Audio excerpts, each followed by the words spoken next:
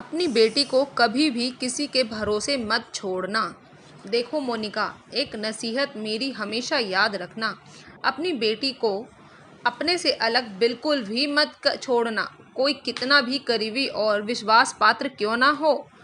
शिल्पा अपनी चचेरी बहन मोनिका की बेटी के अन्नप्राशन के मौके पर उसके घर आई हुई थी। आज दोनों बहनें फुर्सत से बैठी थीं।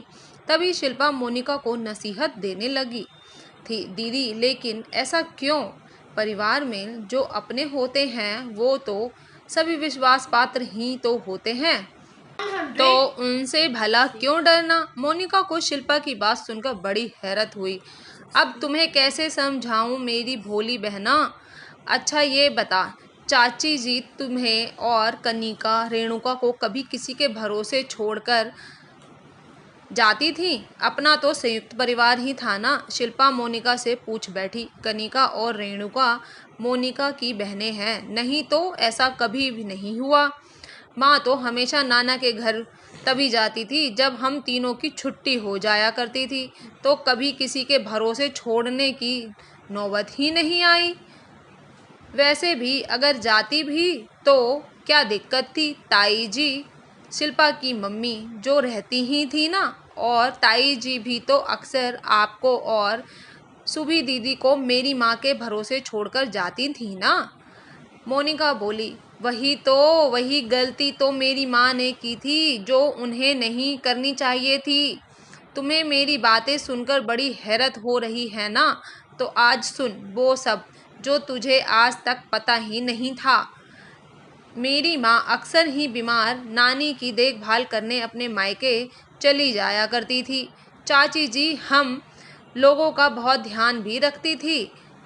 याद है ना कि फिर हम पांचों बहनें एक साथ ही जमीन पर गद्दे लगाकर सोया करते थे, क्योंकि हमारे कमरे में अकेले हम दोनों को सोने में बहुत डर लगता था, और शायद चाची जी भी हमारी सुरक्षा के मद्देनज़र ये करती थी। ऐसे ही एक बार माँ नानी के पास गई हुई थी। चाची जी का काम निपटाकर पास वाले मंदिर में भागवत हो रही थी, उसे सुनने चली गई। तुम्हें तो याद होगा कि छत वाले कमरे में एक हमारे दूर के चाचा रहते थे, जिनको बाबा जी ने दयावश रख लिया था, क्योंकि उनके माता पिता की दुर्घटना में मृत्यु हो गई थी। बाबा जी ने ही उनको पढ़ा लिखा कर कहीं मुनीम जी के काम में लगवा दिया था। लगभग 25 साल के रहे होंगे वो। उस समय वो अपने गांव गए हुए थे 15 दिनों का बोलकर, इसीलिए चाची जी निश्चिंत होकर मंदिर चली गई थी। घर में शुभी दीदी अकेली थी। मैं और तुम तीनों बहनें स्कूल गए हुए थे। अचानक वो चाचा जाने कैसे लौट आए, सीधे ऊपर अपने कमरे में चले गए। शुभी दीदी ने उनके लिए चाय बना दी और आवाज़ दे दी कि वो आकर ले जाएं। पहले शायद उन्होंने ध्यान नहीं दिया था कि घर में कोई और नहीं है इस समय। जब चाय लेने आए तब सबको पूछने लगे। शुभी दीदी भोली भाली थी, उन्होंने सब बता दिया। चाचा वहीं नीचे ही बैठकर चाय पीने लगे, जबकि वो ऊपर ही अपना खाना पीना ले जाते थे, क्योंकि बाबा जी ने ऐसा ही नियम बनाया हुआ था। शायद इसीलिए कि घर में 5-5 बेटियां थीं। उन्होंने सुबी दी को बुलाकर अपने पास बैठा लिया। उनसे पढ़ाई आदि के बारे में पूछने लगे। पूछते पूछते दी की पीठ सहलाने लगे, बीच बीच में गाल भी सहला देते। उस समय दी की उम्र 11 साल थी। उन्हें गलत हरकत का आभास हो गया था। चाचा की हरकतें तेजी से बढ़ती जा रही थी। दी रोने लगी तो उसे धमकाने लगे कि किसी से कुछ कहा तो अच्छा नहीं होगा, तुम्हारे पापा को भी अपने माता पिता के पास भेज दूंगा। चाचा को ये आभास नहीं था कि मेन दरवाजे में कुंडी नहीं लगी है। संयोग से उसी समय चाची जी फल लेने आ गई, जो वो मंदिर ले जाना भूल गई थी। उन्हें देख चाचा सकपका गए, छिटक कर अलग खड़े हो गए, लेकिन चाची जी सुबी दी का चेहरा देखकर जान गई कि कुछ तो गड़बड़ हुई है। सुबी दी दौड़कर उनसे चिपट गई। चाची जी कुछ कर पाती तब तक वो चाचा लपक कर ऊपर गए, अपना झोला उठाया और वहाँ से गायब हो लिए। बाद में बाद में उन्हें बहुत ढूंढा गया कि उनकी खबर ले ली जाए, लेकिन पता नहीं कौन से कोने में जाकर छुप गए।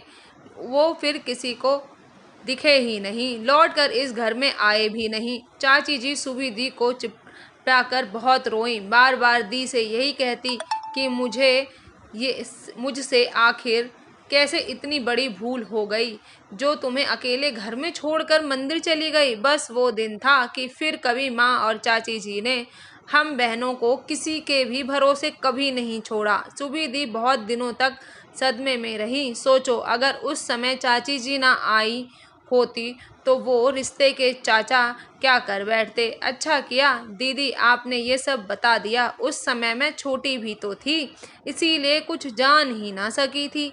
मोनिका शिल्पा से लिपटते हुए बोली, तो आपकी नसीहत हमेशा मैं याद रखूंगी दीदी। बेटी के लिए तो अपनी परछाई पर भी विश्वास नहीं करूंगी। आज माँ या ताई जी होती तो वो भी यही तो नसीहत देती। मोनिका रंधे गले से बोली, ये बिल्कुल सच बात है कि लड़कियों के शोषण के मामले बाहर से ज़्यादा घर के अंदर के ही होते हैं। इसीलिए शुरू से ही बेटियों को गुड टच और बैड टच के बारे में सिखा देना चाहिए। ये गुण भी उन्हें ज़रूर सिखा देना चाहिए, जिससे कि उनके साथ कभी कुछ गलत ना हो। तो दोस्तों, आज की कहानी आपको कैसी लगी? इस कहानी के विषय में आप अपनी राय दीजिएगा। अगर चैनल पर न्यू है तो सब्सक्राइब कर लीजिएगा, पुराने हैं तो पूरा देखने के लिए धन्यवाद। फिर मिलती हूँ नई कहानी के साथ।